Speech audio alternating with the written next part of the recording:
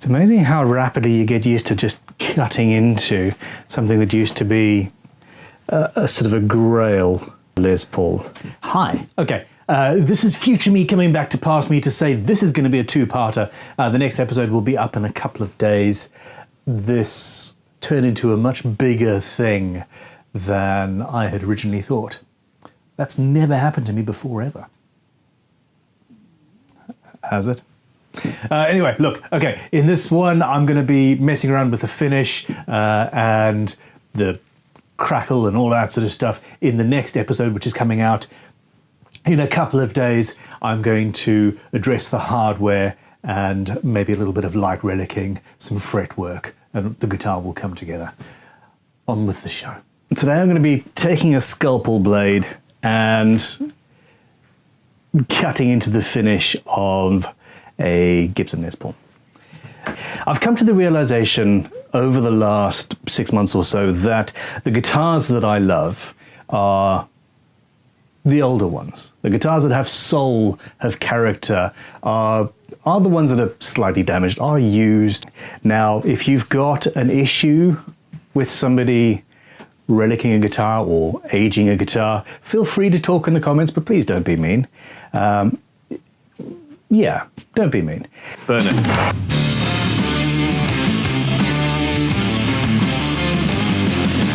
Perfect! I really like guitars. And recently I've been buying a lot because I've found the way to justify that. This Les Paul is going to be raffled off. Somebody's going to win it in a competition, and it'll find a new life somewhere else, and I'll be able to take the money that I get from that and buy another guitar. This is a 4-string bass. It's a Burns Sonic model, early 60s. The finish is just falling away, and I love it. This is who we're playing with, and the reason is that it's already got some natural buckle rash. It's absolutely stock, it's absolutely perfect, really. Except it's been used and loved. It's a 2016? Yeah, 2016 model. So, you know, we've got some pretty heavy wear going on. I'm going to start on the back. We've already got some buckle rash going on, and there is no checking as a result of finish, of heat, etc. So I'm just going to go with a Scalpel blade and see where I end up. So on after the linear checking that you've got on this bass.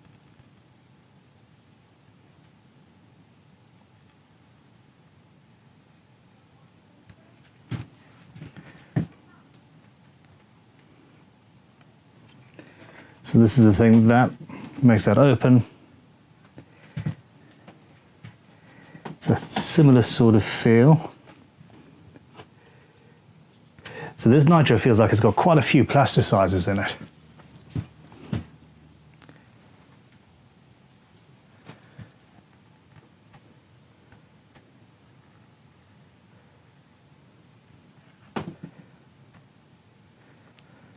Oh, that's nice. So if you get deep enough, yeah, baby. Okay, cool. I have watched a number of videos of people doing things like this.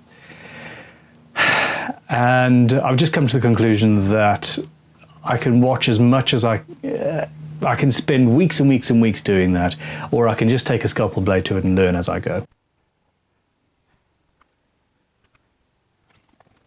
If you want a guitar-wide checking of the finish, then you have to put the whole guitar into a freezer and then take the whole guitar out into an environment where the whole environment is very, very warm, or vice versa. Heat the whole guitar up and then chuck it into a freezer and heat shock the whole thing at the same time. Doing it with a compressed can of air and a heat gun or something like that in localized areas means that you do get the checking 100%, but from what I've seen, I haven't done this yet, it's localized areas of checking that bear no resemblance to other areas of the guitar.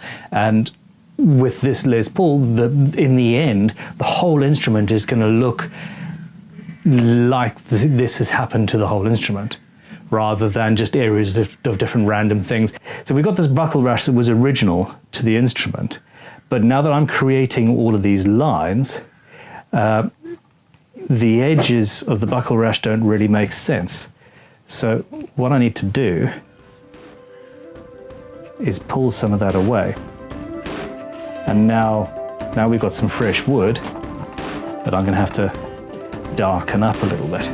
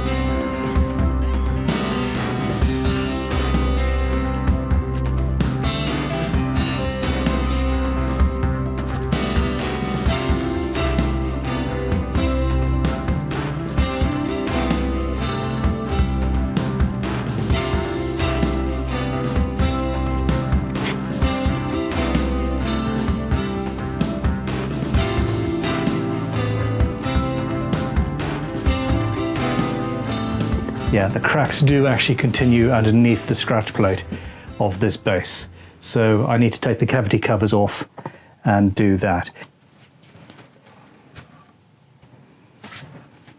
After all of this, I want to dull it down a little bit with a little bit of semi-abrasive something. A fine fret rubber will take down those edges, also add in a little bit of dirt, but also dull the finish down.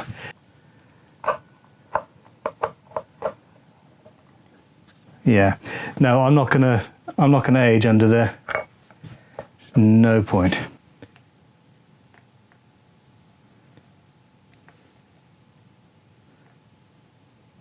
Gotta put the knife in the cut that you're a continuation of, so the whole thing's even and good.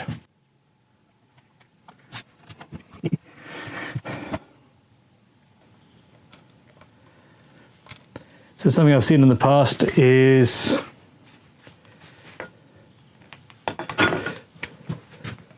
some cracks extending out of the strap button area, because it was under tension when the temperature changed. So that's quite an interesting effect.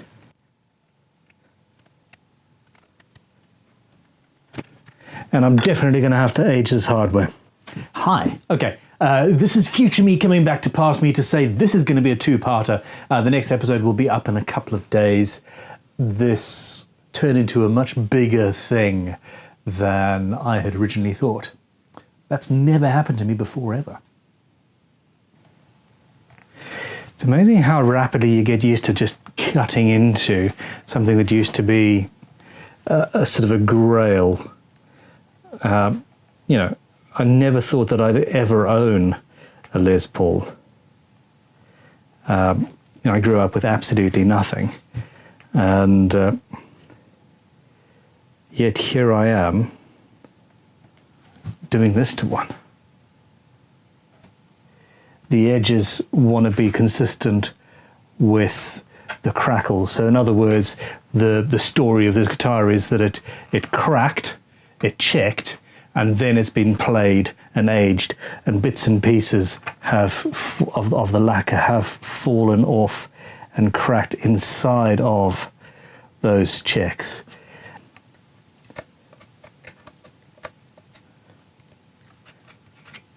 Do you see how I've got that area now where I've got the square of the checking and I've lost some lacquer inside? And it should be a continuation potentially of what's going on here. But I want to carry this all up and through. Up to the plate here, taking away some of that, and then going to about there, essentially where the belly carve is on a strat, etc. A scraper is one option. That'll just scrape away. Then when I get to the edges, I'll go in and crack them away like I have with this.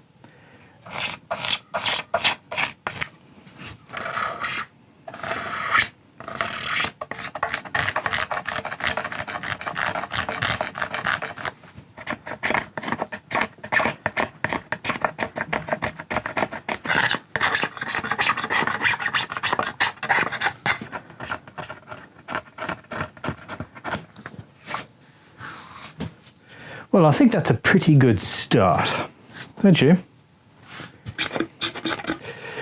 I love how the scraper is sitting in the cracks that I've made with the Scalpel and ripping away lacquer as it really would have.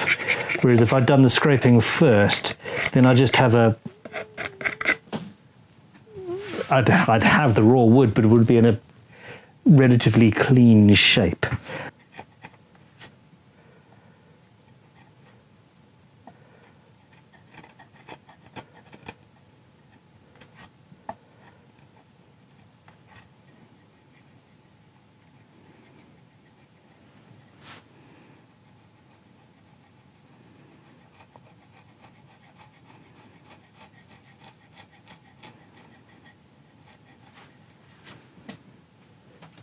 In order to smooth things over, you can try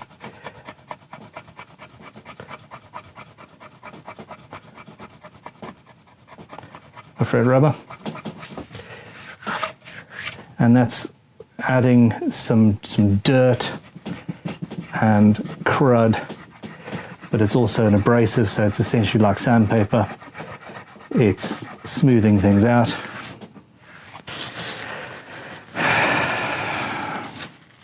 And remember, if I don't like this, we can, take it off again in a minute.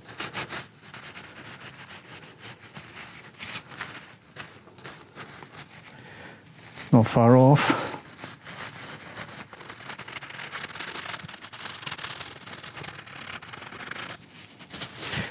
With amber.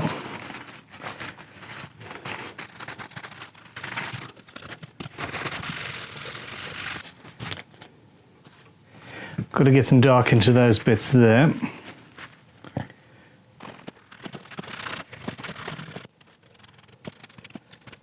Let's find some grease, shall we? Ugh, yuck, yuck.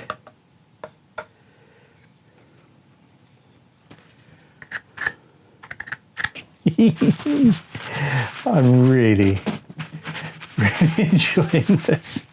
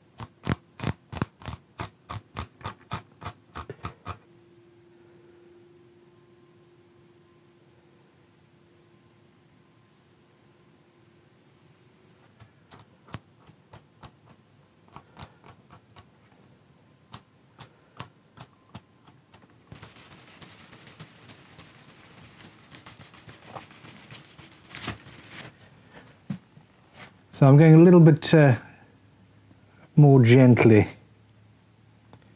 on the neck.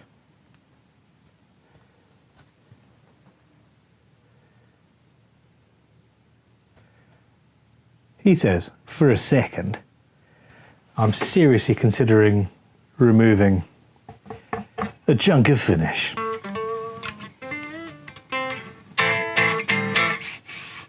It feels fine. Okay, I need to get the tuners off to do the headstock. I'm gonna do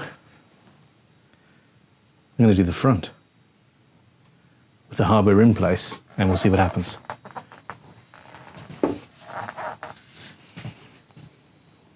This feels so naughty. Yeah, of course. So we've got 2 coil taps. We've got a true bypass and a phase, I think.